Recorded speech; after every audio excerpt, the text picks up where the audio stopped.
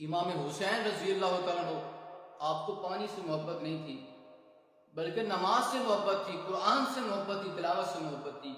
اگر آپ ایک حکم فرماتے فلاد چل کر آپ کے قدموں میں آ جاتا، لیکن امام حسین رضی اللہ تعالیٰ عنہ، آپ کو پانی کی کوئی طلب نہیں تھی، لیکن آج وہی حسینی کہلانے والے 10 محرم کو زمین لگا کر کھڑے ہیں کہ امام حسین نے ہمیں یہی پیغام دیا تھا۔ امام حسین رضی اللہ تعالیٰ عنہ نے اپنا سر جدا کروایا جسم سے تو سجدے کی صورت میں کروا دیا۔ جب سارے انور نیزے پر تھا اس وقت جو قرآن کی آواز آ رہی ہے، قرآن کی تلاوت ہو رہی ہے، کیا حسین نے ہمیں یہی پیغام دیا تھا کہ 10 محرم کو تم نے پانی کی سبیل لگا دینی ہے؟ بتاؤ کتنے لوگ ہیں جو 10 محرم کو قرآن کی تلاوت کرتے ہیں؟ کتنے لوگ ہیں جو 10 محرم کو نماز پڑھتے ہیں؟ پانی کی سبیل لگا کر کھڑے ہیں، اذان ہو رہی ہے، کوئی نماز کی فکر ہی نہیں ہے۔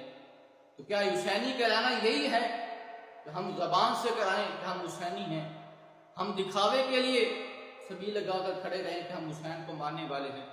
تو کیا امام حسین رضی اللہ تعالیٰ نے ہمیں یہی درس دیا تھا کہ قرآن سے تم دور ہو جاؤ، نماز سے تم دور ہو جاؤ، تو خدارا ایسی چیزوں سے بچیں، بلکہ 10 محرم حرام کو قرآن کی تلاوت کریں،